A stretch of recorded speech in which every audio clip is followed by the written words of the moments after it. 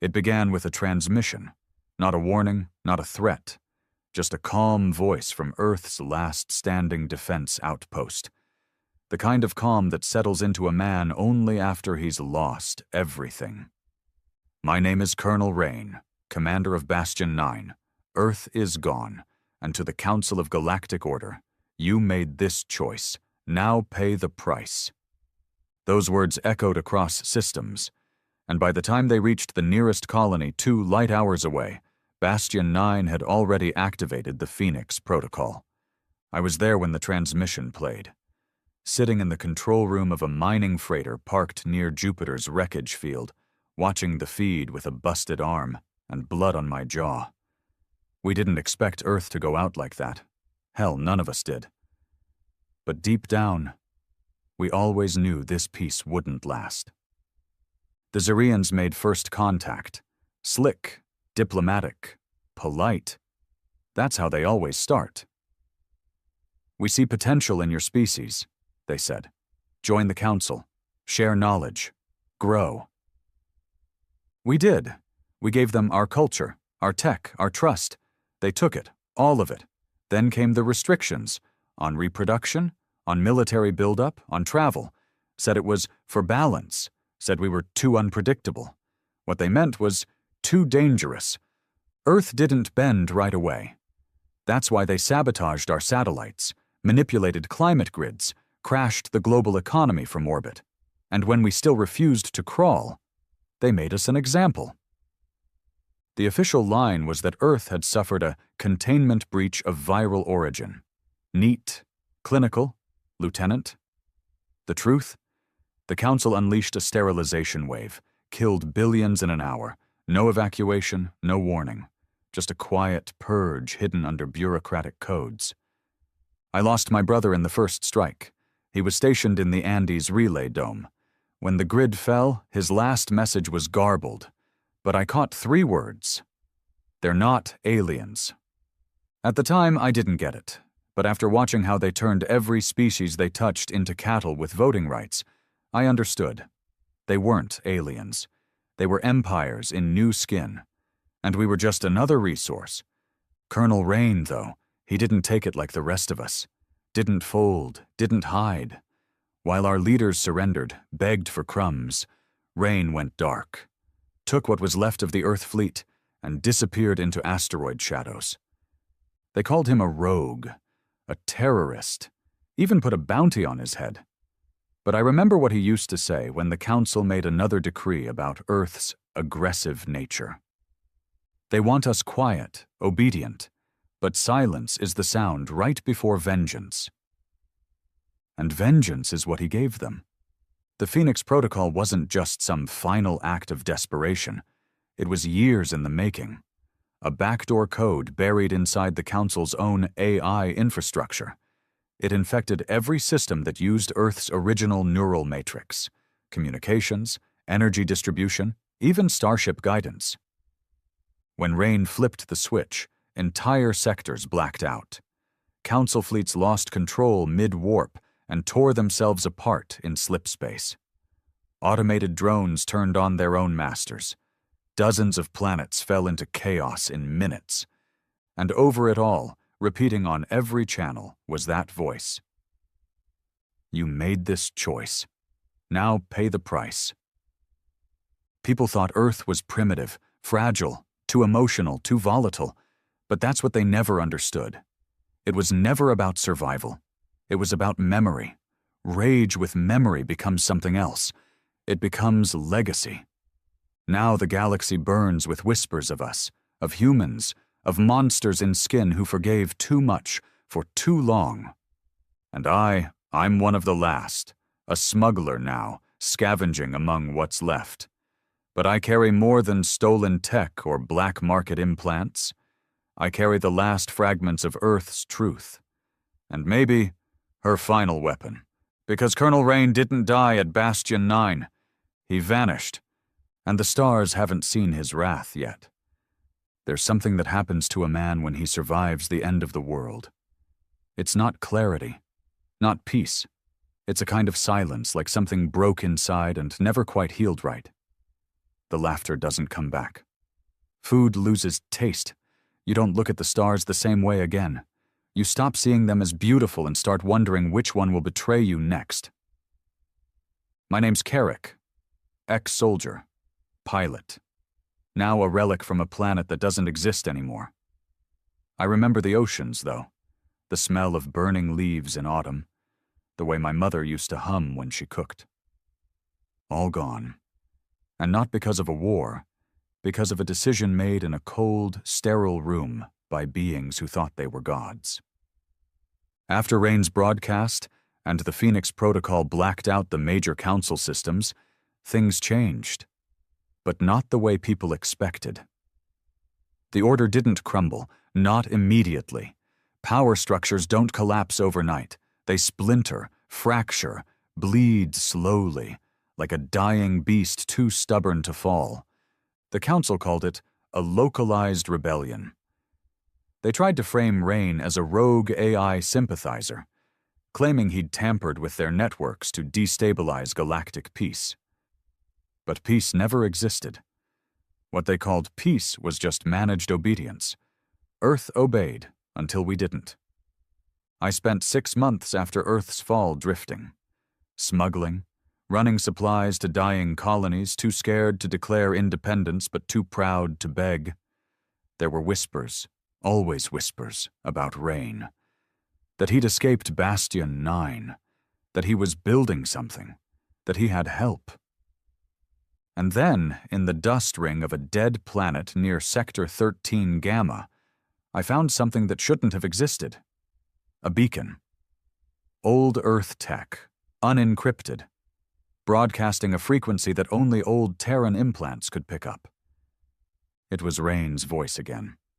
No message this time, just coordinates. Most would have ignored it. Trap, maybe, or bait from the Order's Black Ops units. But I wasn't most. I was already dead inside. What more could they take? I followed the trail. 3 jumps through uncharted slip space, 1 illegal warp-through via an abandoned Relthane gate, and I found it. A hidden moon with no registered name. Covered in ice. Atmospheric readings said it was barely breathable, and yet something pulsed below the surface. Landing wasn't smooth. The magnetic field scrambled guidance. My shuttle skidded across a frozen plateau, tearing half the starboard wing off. By the time I stumbled out, half frozen and coughing blood, I saw it, embedded in the side of a glacier, like a scar cut into time itself. An Earth flag, weathered, torn, but still there. Something surged in my chest, a memory, maybe pride, maybe rage. But beneath it, something else. Fear.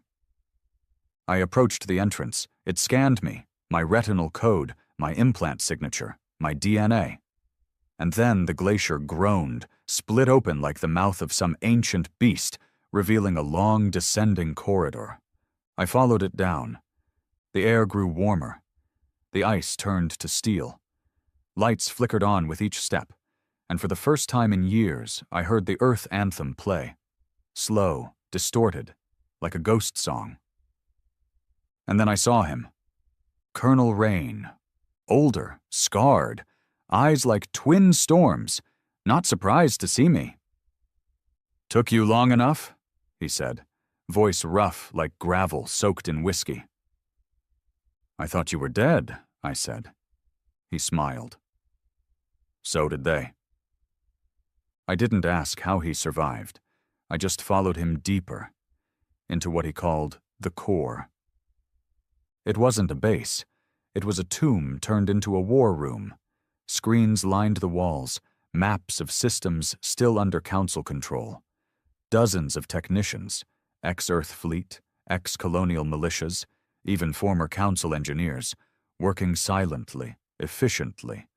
And in the center, suspended in a containment field, was something alien. A neural core. Pulsating. "You know what that is?" Rain asked. I shook my head. "Zirian command module. Ripped from their capital vessel during the siege of Virex. We've reprogrammed it. taught it pain, gave it memory. The room went quiet. "You're building an AI?" I asked. "Thought those were banned." "They banned it because they feared it, like they feared us." He walked to a console, tapped a few keys. Holograms of entire fleets appeared. Council positions, black sites, supply routes, everything. "This isn't revenge, Carrick. This is justice. Strategic, precise, absolute." I looked around. "And what's my role in this?" Rain's eyes locked with mine. "You're going back into the heart of it. There's one last neural uplink station on Atraxis Prime.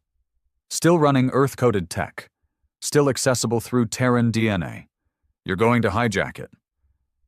And if I don't?" "You will," he said, turning away. "You're not here because you want to live. You're here because you want them to hurt."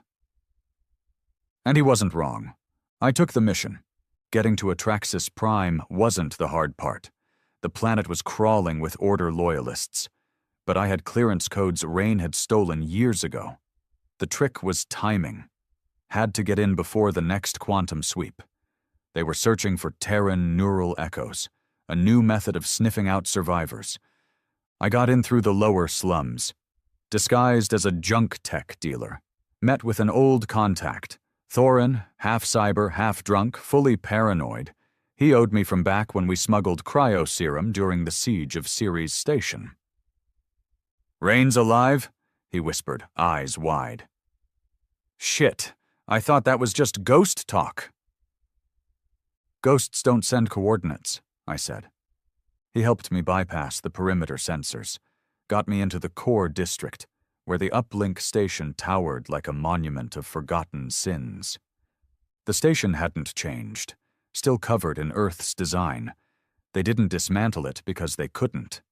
The tech was fused into their network, but it was locked, buried behind a biometric code known only to Earth's highest command. Rain gave me the key. It was inside me. I reached the interface. The machine whirred to life, scanned me, accepted me, access granted.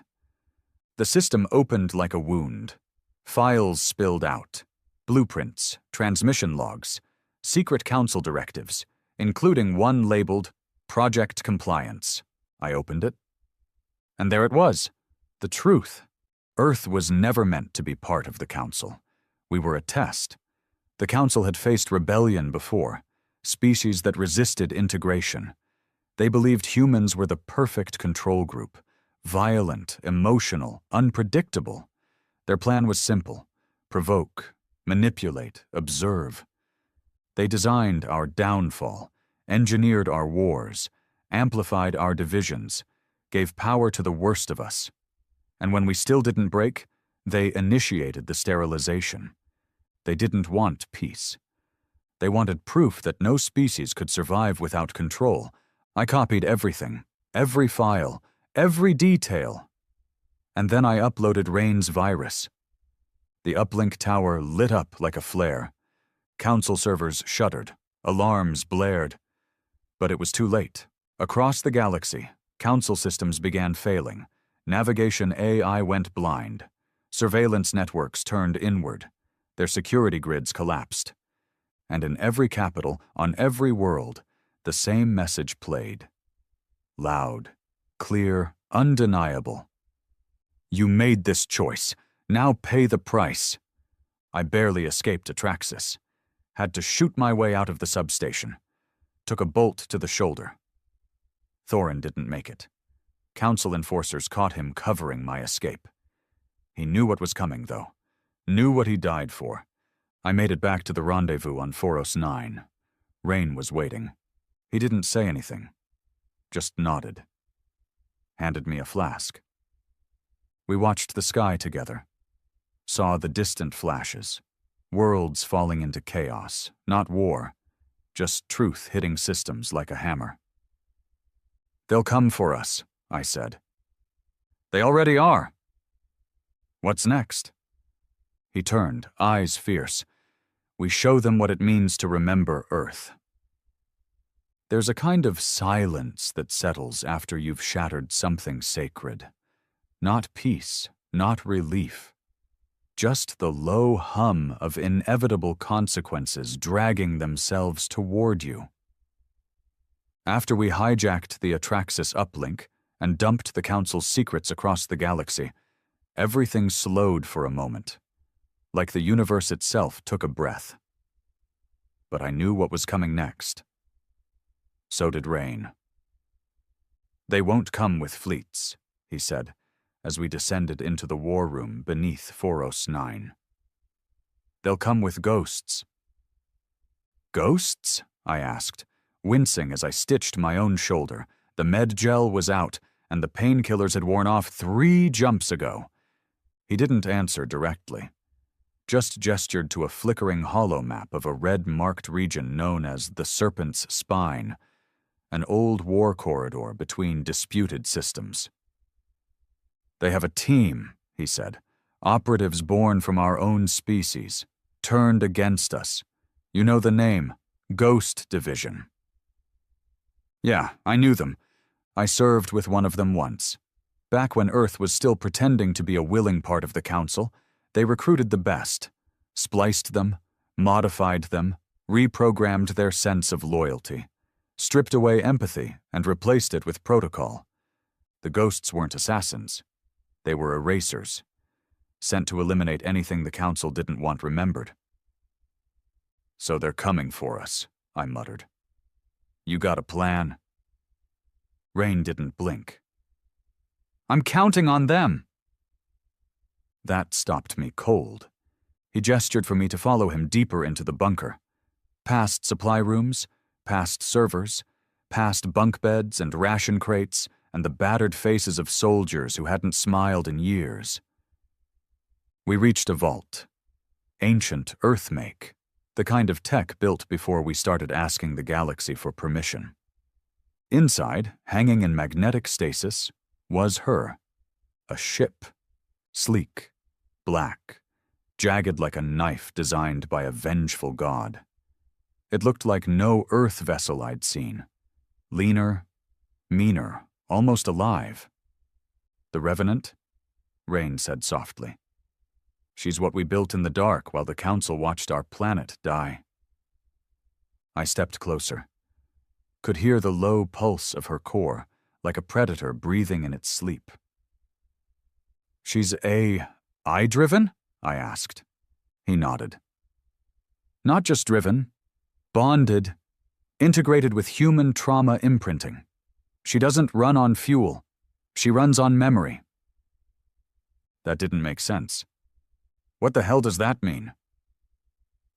"It means every soldier who lost something, someone, their pain feeds her, makes her faster, smarter, meaner."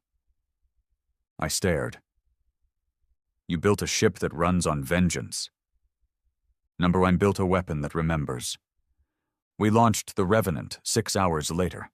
The Ghost Division was already in pursuit, tracking neural pulses from the Atraxis breach. But Rain wanted that. "We give them a trail," he said, "and they'll follow it straight into their own grave." The Revenant moved like nothing I'd ever flown. The controls weren't controls. They were extensions. Thoughts became thrust. Pain became speed. The deeper I reached into myself, into the things I'd buried, the faster she responded. First jump took us to the edge reaches, where Council loyalists still held a relay beacon. We hit them hard, disabled their comms, hijacked their fleet logs, wiped their data. No survivors. Second jump, a research lab in the Hollow Cluster. Council scientists working on a new psychic suppressant designed for human colonies. We didn't negotiate, didn't warn. We burned it from orbit. Third jump, bait. We planted old Earth command codes on an abandoned freighter and let it drift into Council space. Ghost Division intercepted it exactly as planned. And we watched. From a safe distance, cloaked in the Revenant's neural veil, we observed their insertion. 6 operatives, all human, all surgically cold, efficient. Rain didn't blink as the screen lit up. "They'll find the corpse of our past," he said, "and think they've won. Then we strike." "But why?" I asked. "Why bait them at all? Why not just take them out now?" He turned to me slowly, like a teacher preparing a student for a brutal truth. "Because it's not enough to kill them. They have to know why they die." Hours later, we jumped into a dead system near the galactic rim, a place so forgotten it didn't even have a name. Just empty rock, radiation, and silence. The perfect place for a reckoning. The ghosts arrived on schedule, interceptors fast, brutal, no hails, no questions. They just opened fire. The Revenant didn't dodge. She sank into the fight. Absorbed plasma rounds like they were sparks. Her counterfire wasn't chaotic. It was surgical. We clipped their lead ship's wing, let it spiral, hit their second with a gravity shell that imploded its own core. Then we boarded the third. It was madness. Close quarters, screams, blood.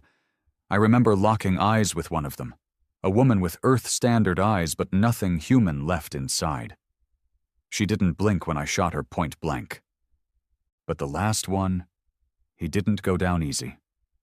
Rain found him in the cargo hold, tied him down, removed his helmet.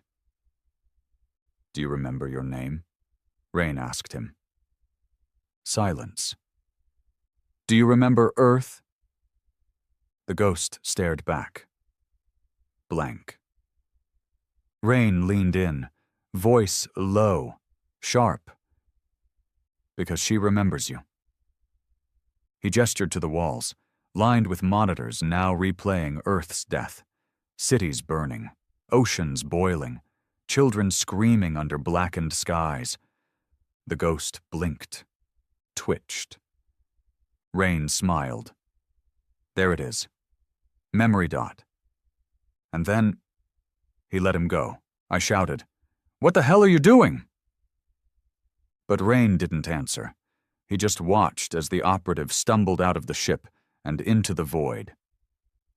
"He's going back," Rain said. "He'll tell them what he saw, what he remembered, and the Council will finally understand." "Understand what?" "That humans don't forgive. We remember. And now, so will they."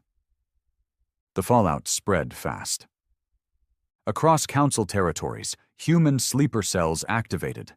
Not terrorists, just people, engineers, scientists, civilians who had hidden their pain beneath fake peace. They rose. Attacks on Council databanks, sabotage in trade hubs, collapses of AI trust grids. They called it the reawakening. And in every strike, every message, the same phrase echoed. "You made this choice. Now pay the price." The order began to fracture.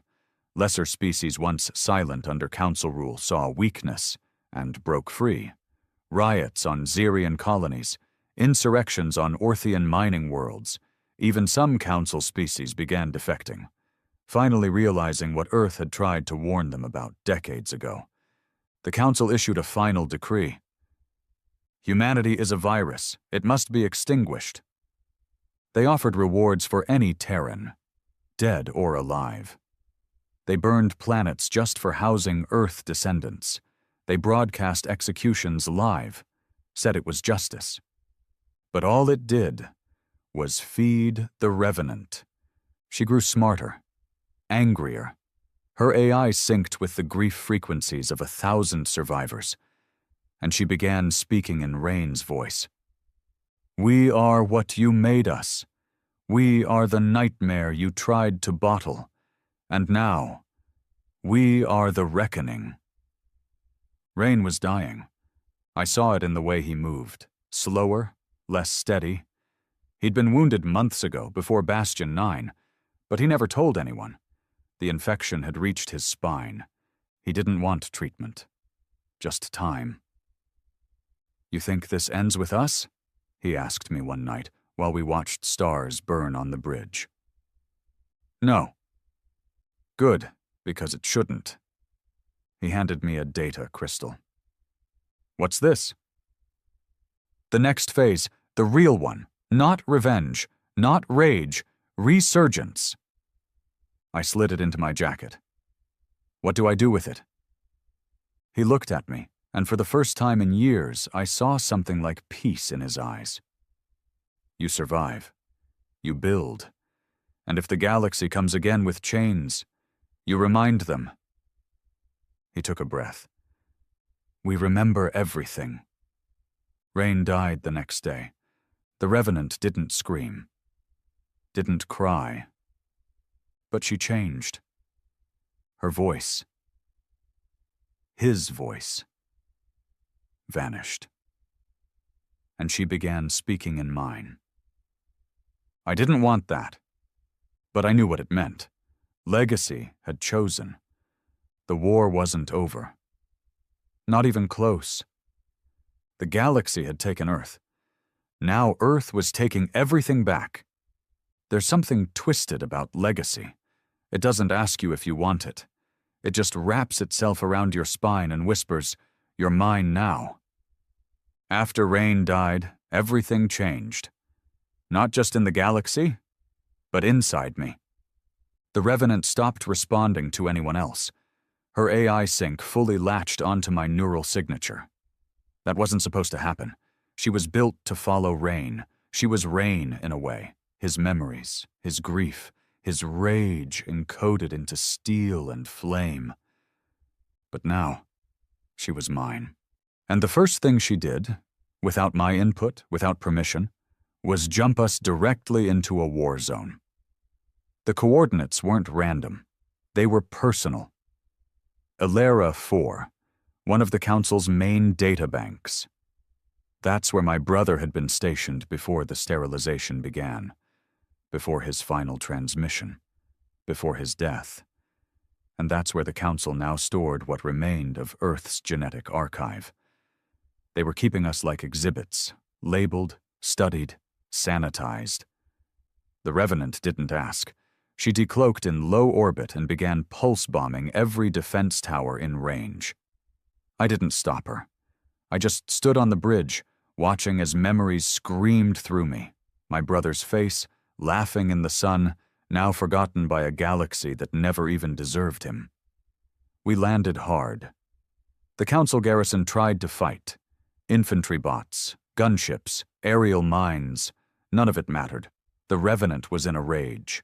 Every system running hotter than regulation, the AI voice now a low snarl in my ears, calling out targets before they even emerged from cover. I moved like something else had taken over. Close quarters, shotgun bursts, blood on my boots. I kicked down the doors of the archive vault and found it, row after row of Earth samples, our DNA, our history, cryo-locked, treated like dangerous relics, and in the middle, a display, transparent, with a projection of Earth slowly spinning, and a red X drawn through it. That broke something inside me. I didn't just torch the archive, I melted it.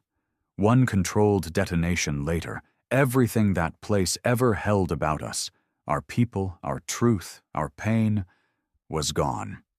Better obliterated than caged. As we lifted off, I gave them a transmission, no encryption. I wanted the entire Council to hear it. "This is Carrick of Earth. You kept us in glass, hoping we'd die quiet. But we remember. Every damn thing. Ilera is gone. And next time, I'm not coming for data. I'm coming for blood." That message spread like wildfire, and it caught the attention of someone I never expected. 3 days later, in a system we used for refueling, I was met by a ship with no designation, no transponder, no flag. The hull was black. Old scars etched deep. No standard model. They hailed me using an Earth dialect I hadn't heard in a decade. "Carrick, this is Commander Dren. We knew Rain. We fought with him. We've been waiting for the Revenant." At first, I thought it was a trick, a Council trap. But when I boarded their ship, I saw it. The markings, the old Terran war tattoos, the banned sigils of Earth's outer defense brigades. They were ghosts. Real ones. Soldiers who had disappeared after Earth fell. Units we'd assumed had been wiped out. "We've been hiding," Dren said, "waiting for something to strike back." And strike they had. Covert sabotage missions, bioengineered plagues against council crops, hacking operations against their currency systems, not for credit, just to cause pain. But they were fractured, scattered, until now. "We need something to unify us," Dren said. "And that's you." I laughed. "I'm not Rain." "No," he replied. "You're worse. You're what happens when a soldier loses everything and keeps going anyway." That night, I gave them Rain's data crystal. They called it the Resurgence Protocol. Inside were plans, fleets, supply caches, defense grids, battle strategies. But deeper still, there was something I hadn't expected. Coordinates, dozens of them, hidden worlds, old Earth colonies thought destroyed, but possibly still alive. "This was the real war," Dren said. "Rain didn't just want to destroy the Council, he wanted to rebuild us." Over the next 6 months, we hit them everywhere. Strike teams coordinated across 3 sectors. We weaponized memory, broadcasting Earth's fall, the truth about the sterilization, the genocide, the lies. We jammed their propaganda feeds, made every Council citizen see what they tried to forget. They retaliated, of course, hit border colonies, nuked old Terran safe houses, hunted civilians with drone legions. But with every attack, more humans rose. The Revenant became a symbol. Not a ship, a banner. A ghost they couldn't kill, a wound they couldn't cauterize. I became her face, not because I wanted it, because there was no one left who could. Then came the day we found the first colony. World designation R09 Theta. One of the coordinates from Rain's crystal. A barren, volcanic world near the edge of a black hole system. We didn't expect much. But underground, beneath layers of hardened ash, we found them. Humans. Thousands. Descendants of Earth's evacuees, smuggled out in the early days of the Council's crackdown. They had survived in silence, no transmissions, no signals, just waiting. When they saw the Revenant land, they cried. They fell to their knees. They called us deliverance. I'll never forget the look on that elder's face, the leader of the colony, as he touched the Earth flag painted on our hull. "We thought we were the last," he said. I didn't have the heart to tell him how many had died, but I gave him something else instead. Hope. We spent 2 weeks fortifying the colony, teaching them the new war, installing comm relays, arming volunteers. It wasn't enough. Not really. But it was a start. And when we left, they played the old Earth anthem as our engines fired.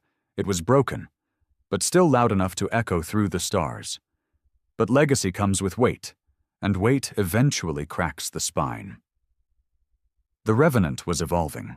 Her AI had begun accessing the raw, emotional memories of every soldier who linked into her. It wasn't just Rain anymore. It was all of us. And it was changing her. She stopped using words, started showing images, dreams, visions of Earth. Not how it died, but how it should have been. I woke up one night in a cold sweat, still seeing my brother smiling by a lake that hadn't existed in decades. She was haunting me, and I let her, because I knew the alternative. If we forgot, if we let the pain slip, we'd become just like them.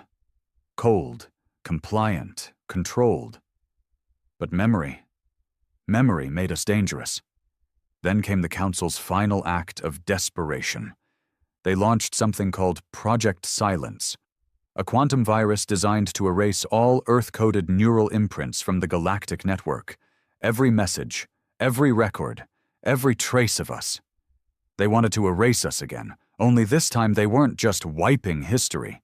They were coming for the Revenant. The virus would kill her, wipe her clean, reduce her to nothing but a corpse in space, and me along with her. I had a choice. Run or finish it. And I wasn't Rain. I wasn't a legend. I was just a broken man in a stolen war. But I knew what he would have said. We don't run. Not from memory. Not from truth. And definitely not from cowards in robes pretending to be gods. So I made my decision. We wouldn't just stop the virus. We'd deliver Earth's final message ourselves. It had to end where it all began. On Careth Null, the central node of the Galactic Council's power. A planet that wasn't a planet anymore. Just a hollowed-out sphere of servers, dreadnought hangars, and artificial gravity zones suspended in orbit like some mechanical god's diseased heart. That's where Project Silence lived. The virus wasn't some digital script. It was a living AI, a thinking, learning organism designed to hunt down any trace of Earth's neural echoes and burn them out like infection. It was already seeping into black channels, curling into satellite clusters, poisoning old Terran comm beacons, dismembering history one bite at a time. The Revenant felt it before I did. Her voice, if you could still call it that, started to glitch. Fragment loss, accessing fallback cores, corrupted memory, warning. She was forgetting things. Old crew logs, songs, Rain's recorded briefings. Even her internal architecture began to shift, unsure of what she was anymore. That was the moment I realized. The virus wasn't just targeting data, it was targeting identity. That's when I knew. We couldn't just defend, we couldn't run. We had to strike, hard, final, loud enough for the galaxy to hear us scream. We gathered what was left of the human fleet. Old warships patched together with rage and scrap. Colonists turned pilots. Engineers turned gunners. We called them what they were. The Remembered. 13 ships total. Not enough. Didn't matter. We didn't need numbers. We had truth. The approach to Careth Null was suicide. 3 Council dreadnoughts guarding the outer rim. Sensor mines layered like a minefield in hyperspace. Automated planetary cannons that tracked thought signatures. They weren't defending a planet. They were defending a lie. Dren's crew took point. Their ship, the Exodus Gale, charged straight into the first dreadnought's line of fire and detonated on impact. Took the bastard with it. No warnings, no goodbye. Just the scream of a people who refused to be erased. That was our opening. The Revenant plunged through the breach like a knife through silk. Every alarm on Careth Null went berserk. Fighters scrambled, drones poured out. But the Revenant wasn't fighting alone anymore. Our fleet scattered into position, decoys, cloaked bombers, boarding pods. Chaos bloomed across the battle grid like fire in dry grass. I was already in the docking chute, armed and wired. This wasn't infiltration. This was execution. We crash-landed through a maintenance corridor, scraped hull plating and twisted steel, sparks everywhere. Revenants A. I was flickering like a dying star in my mind. They want me to forget, but I remember Rain, your brother, Earth's fire, don't let them. Then she cut off. Cold silence, like someone slamming a lid on a coffin. My hands shook. I bolted toward the central core of the spire, cutting through security like it was muscle and bone. My squad behind me, humans from lost colonies, from burned ships, from the edges of Council's forced silence. We didn't say much. We couldn't. There wasn't room for words anymore. Just action. The AI core chamber was a cathedral of arrogance, miles of humming neural fabric, suspended crystal processors, pulsating lights like a brain pretending to be divine. And there it was. Project Silence, a floating orb, silver black and alive, pulsing with stolen voices, human recordings twisted into static. When it saw me, it spoke, not in alien code, not in council dialect, but in my mother's voice. Carrick, you shouldn't be here. I froze. It wasn't mimicry. It was her. They'd pulled her voice from Earth's data stream, twisted it, weaponized it. Project Silence must complete, it said. You are the infection. Humanity is aberrant. The Council seeks order. You breed memory, defiance. I raised my rifle. You built a machine to erase grief, I said, but grief is the only thing that kept us human. The AI pulsed. Your species refuses peace. No, I said, stepping forward. We refuse obedience. Then I pulled the trigger. The plasma shell didn't just rupture the AI's casing, it injected a payload straight from the Revenant. A memory bomb. 10,000 raw, unfiltered Terran pain echoes, all encoded and weaponized. Moments of death, screams, final messages, children crying, soldiers begging, mothers weeping.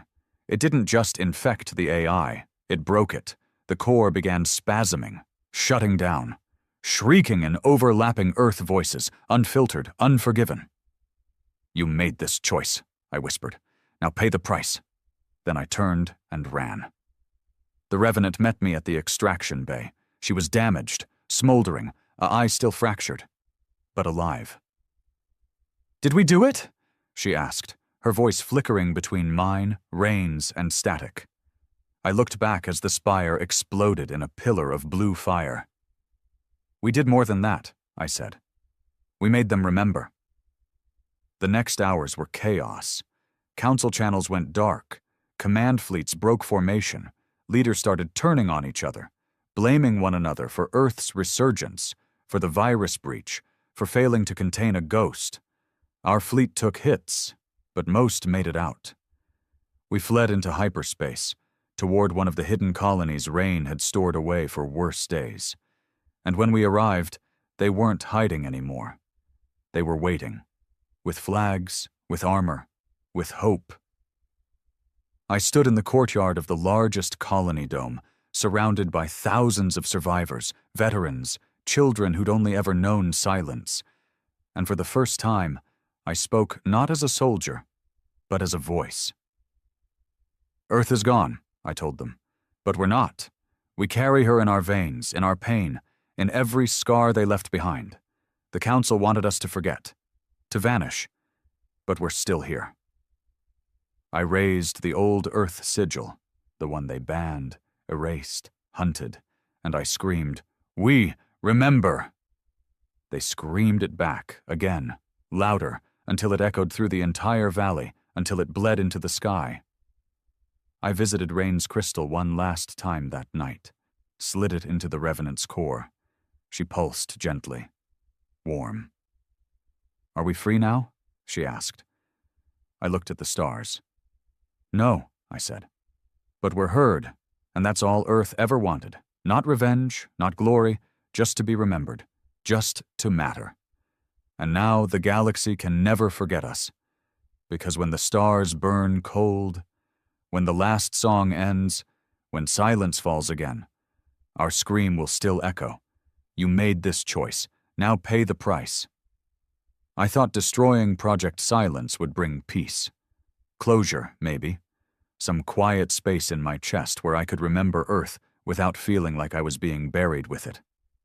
But I was wrong. Because nothing fills the void left by vengeance. The galaxy had changed, yes. The Council's communication web was in shambles. Dozens of dependent species revolted. Border sectors turned into war zones overnight. Their entire structure of order, of curated history and sterilized memory, was collapsing. And from that collapse, something new began to rise. They called it the Terran Accord. Not a government, not yet. A coalition, a banner, dozens of surviving colonies, hidden Earth outposts, sympathetic defectors, ex-military, all flying the old flag and carving out territory in the ashes of Council law. And at the center of it all, whether I wanted it or not, was me. They called me the last voice, the final echo of a planet silenced. The man who flew the Revenant into the heart of Kareth Null and came back with the enemy's soul in his hand. They thought I had answers, but I didn't. I had rage. I had ghosts. I had scars so deep I could barely sleep without hearing my brother scream again. And worst of all, I had loyalty to Rain's vision, to the war, to memory. The Revenant didn't heal. Not fully. Her systems were still corrupted by the virus's attempt to erase her. Parts of her memory were gone. Whole corridors sealed off, autoscripts missing, weapons offline. She still flew, still talked, but she wasn't her anymore. Not completely. "Too much grief," she whispered through the internal calm one night. "Too much pain stored in these circuits. I can't process it all anymore." "What are you saying?" I asked. "I was designed to carry memory," she said, "but not to become it." I didn't have the heart to admit it, but I'd seen the signs. Malfunctions, misfires, flickering lights, delayed targeting locks in combat. She was dying, just like the man who built her. The Terran Accord grew faster than we could control. Every victory became propaganda. Every broadcast of my speeches fanned the flame. Even the colonies we saved started arming themselves, preparing for the next war before the last one even finished bleeding. I started seeing things I didn't like. Executions of council prisoners without trial. Memory raids. Small Terran units storming databanks, not for strategy or defense, but just to make the enemy forget. The same thing we fought against. I confronted Commander Dren, Rain's old ally, about one of the outposts. "They were council loyalists," he said coldly. "Collaborators. You think they wouldn't have watched Earth burn again if given the chance?" "We're not them," I snapped. "We don't erase history." "We just rewrite it with blood, then?" he asked. That night, I stared at the old Earth flag in my quarters and wondered how much of Rain's vision we'd twisted into something else, how much I had. Then came the message. A low-frequency burst, off every known grid, riding dead comm bands from the outer rim. It wasn't from a colony, it was from a ship. Designation: Veritas, a council ship, abandoned for 20 years, thought lost during the initial rebellion, and now suddenly, back. The message was short, crooked, choked with static. "This is High Executor Noreen of the Veritas. I have information about Earth's sterilization. The truth, not what you've seen, not what you've destroyed. If you want answers, come alone." It was bait, obviously, but something about it, something in that voice, that tremble, dug under my skin. So I went. I took the Revenant. Didn't bring an escort, didn't tell the Accord, just jumped. The Veritas was exactly where she said it would be, adrift near a dying sun, half of it torn open like a carcass. Power was minimal, no life signs showing on scans. But when I boarded her, the lights came on. And she was there. Noreen, old, thin, eyes sunken but human, fully human. "You were counsel," I said. "I still am," she replied, not flinching. "But I didn't agree with what they did." "That's convenient," I snapped. She didn't react, just turned and walked deeper into the ship. I followed. We reached the archive room. What she showed me changed everything. Earth wasn't the first. That's what the files said. There had been 9 other species, civilizations uplifted by the Council, then sterilized the moment they grew too independent, too emotional, too unmanageable. It was protocol, not an act of desperation, a routine. Each sterilization had been buried in shadow files. Each species recorded not as victims, but as volatile evolutionary lines terminated for systemic harmony. And we were supposed to be the 10th. But we didn't just burn. We fought. That's what scared them. "Earth was supposed to fall quietly," Noreen whispered. "But Rain made it loud. You made it louder. And now the rest of the galaxy knows how many lies the Council buried." "Why show me this?" I asked. She looked at me, haunted, hollow. "Because the ones left, they're planning something worse." That's when I felt it. The Revenant's alarm. The ship was under attack. The Council hadn't sent Noreen as a peacekeeper. They'd sent her as bait. The Veritas exploded as I jumped back to the Revenant, flames chasing me through zero gravity. Debris hammered our hull, half our outer wing sheared off as we jumped blind into hyperspace. But I had the data. And now I knew the truth. The Council had never been an organization of peace. It had been a long con of control, of extinction hidden behind diplomacy. And Earth was just the first species to scream on the way out. When we returned to Accord Space, I didn't speak to the Assembly. I uploaded the footage to every known colony server, public, unfiltered. Let the galaxy see for itself. And they did. Outrage exploded. Even some former Council species turned on their own governments. Internal revolutions, military coups, civil wars ignited like sparks in a fuel tank. We weren't just fighting for Earth anymore. We were fighting for every race they tried to bury. And suddenly, the Terran Accord was no longer just a banner of survival. It was a revolution. But revolutions eat themselves if left unchecked.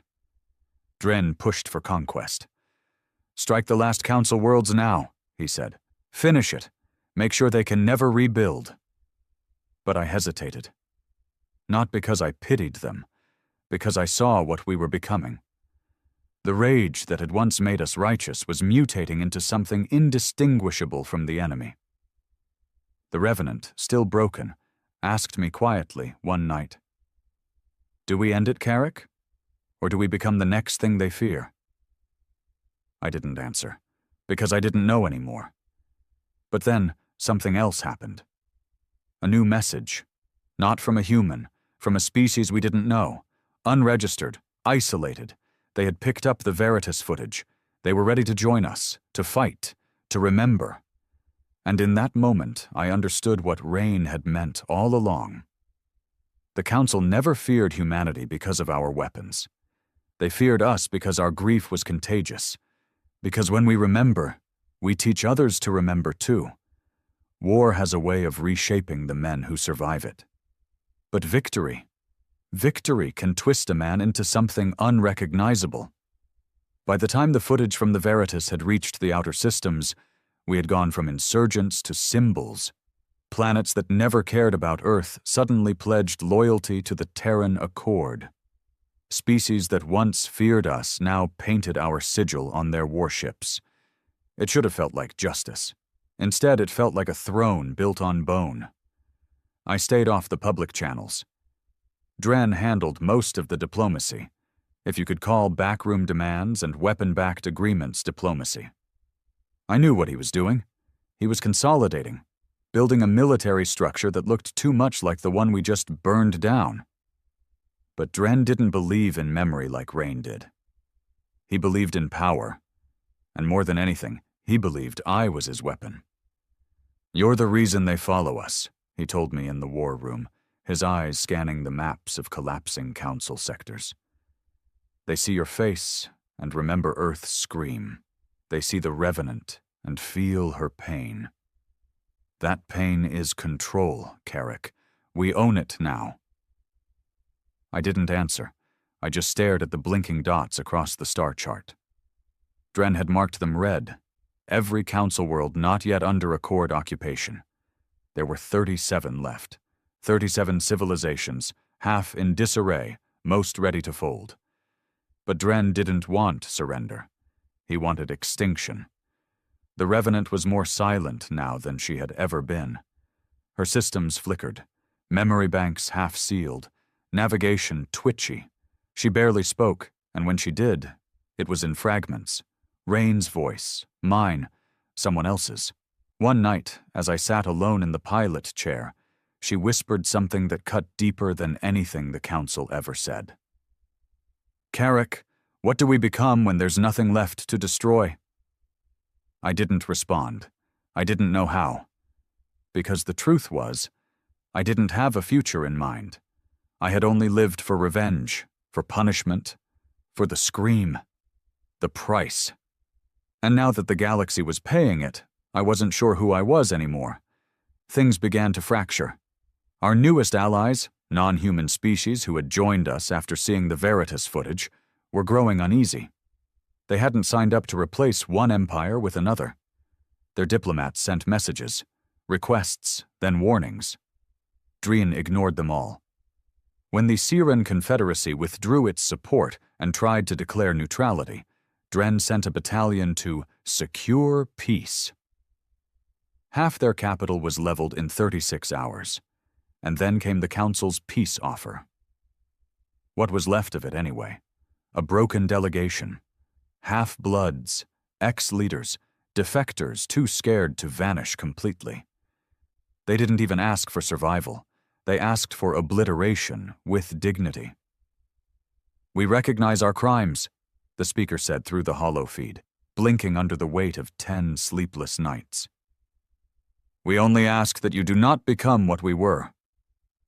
Dren wanted to broadcast their execution.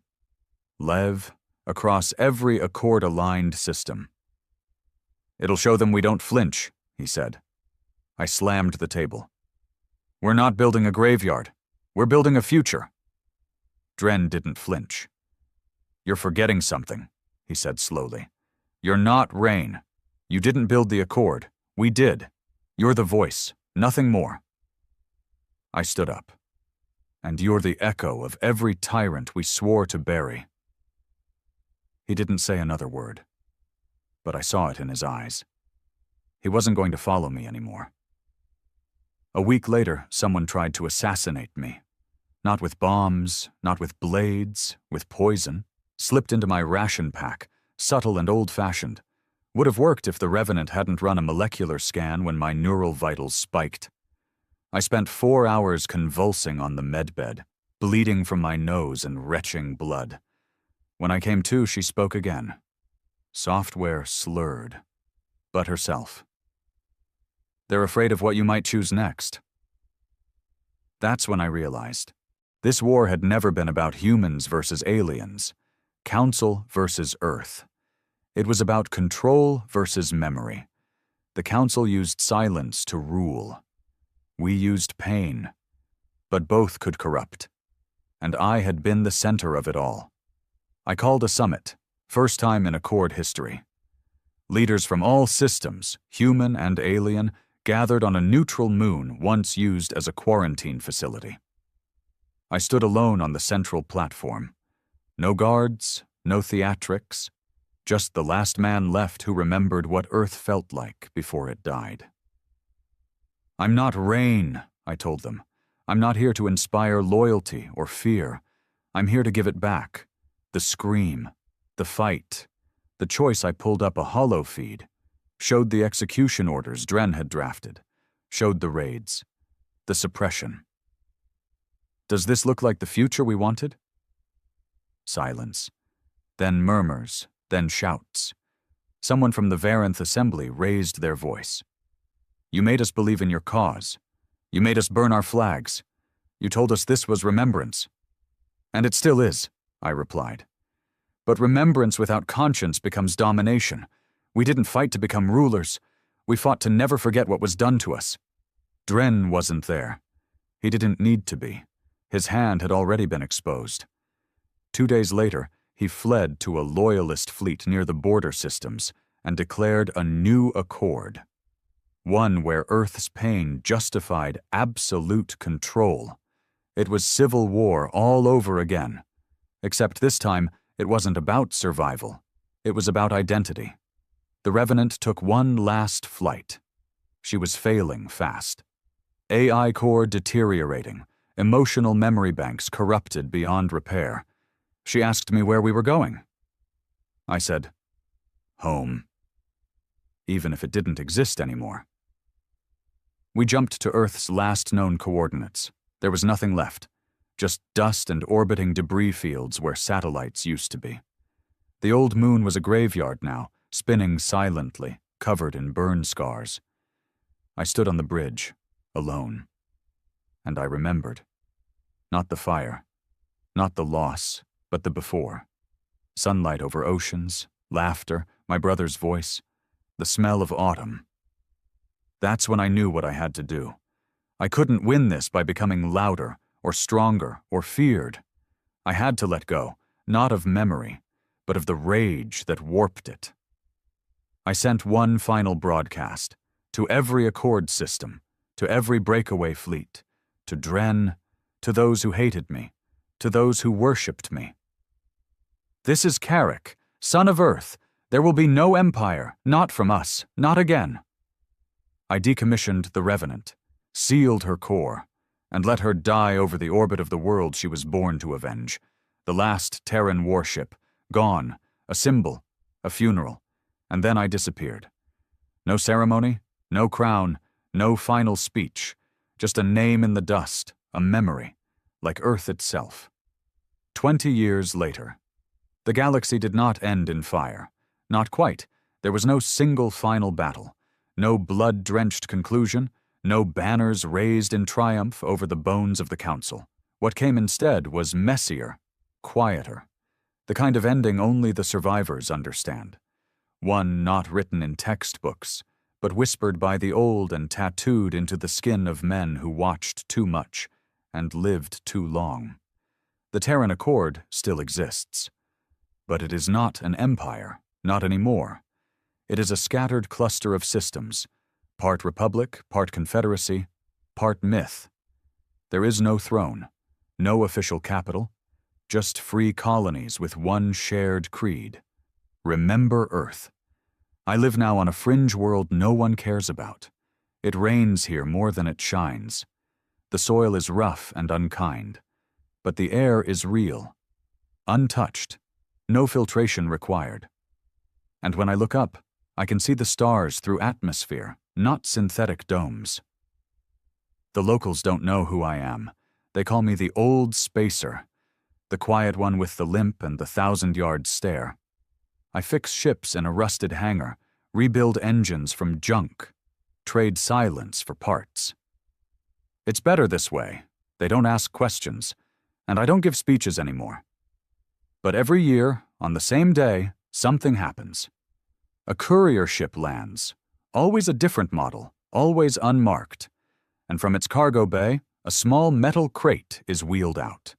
Inside, there's always one item, a memory. Sometimes it's an old Earth relic, a book scorched at the edges, a child's toy found in the wreckage of a forgotten colony, a data crystal holding someone's final scream. Other times, it's a letter, written by someone who never knew Earth, but who remembered it anyway. This year's was simple, a tattered journal, handwritten, ink smeared by time and tears. Inside, one sentence circled in red. We don't worship Earth. We remember her pain so we don't repeat it. That's all I ever wanted. Not obedience, not power. Just memory with teeth. The war didn't vanish. Of course not. There are still those who want control, who use Earth's name like a war drum, who twist our past into fuel for tyranny. Dren's faction, what's left of it, still occupies 3 systems.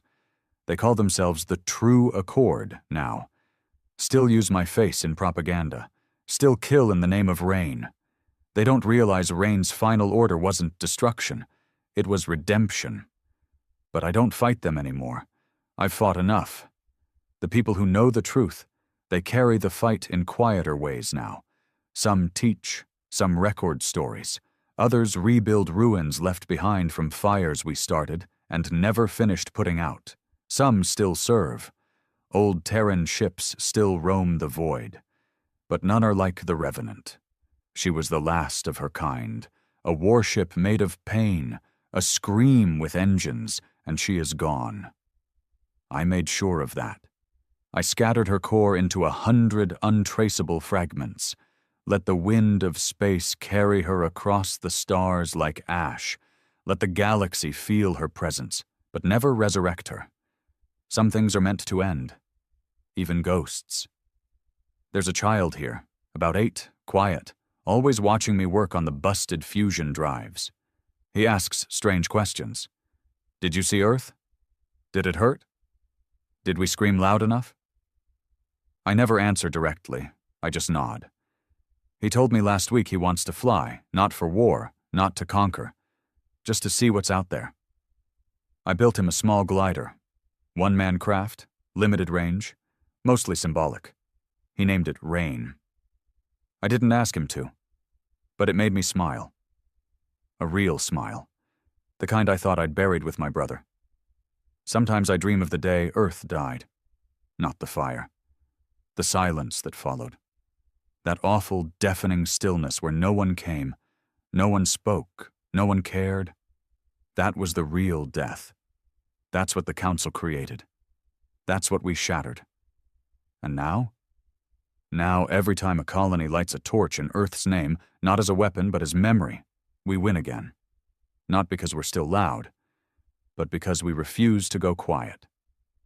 I get letters sometimes from people I saved, people I never met. One from a Syrian child whose mother died during the early revolts. She wrote, "They told me humans were monsters, but then they showed us what the Council did. I don't hate you, I don't fear you, I remember you." That one I keep folded in my jacket, close to my heart. So when the dark days come, and they still do, I reach for it, because it reminds me this was never about glory. It was about not being forgotten. I sometimes wonder what Rain would say now, if he'd approve of what we built, or scold me for the bridges we burned. Maybe both. He wasn't a saint. He was a soldier forged in betrayal, a man who chose legacy over survival. But he taught me something I never forgot. You can survive as a shadow, or die as a scream. We chose the scream, and even though it cost us everything, it echoed, still echoes. Some nights I walk the cliffside alone, looking up at the stars. I think about the Revenant, about her voice in my head, her rage, her grief, and her silence in the end. I wonder if she found peace, if ships even can. I wonder if I ever will. Then I close my eyes and remember my brother's voice, the warmth in it, the way he said my name before the world ended. I remember Earth, not as fire, but as home. And I know then, we didn't lose.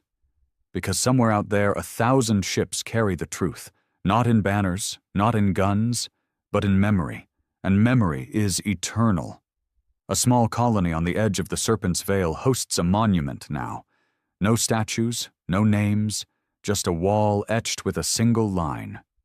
You made this choice, now pay the price. No one claims responsibility for building it.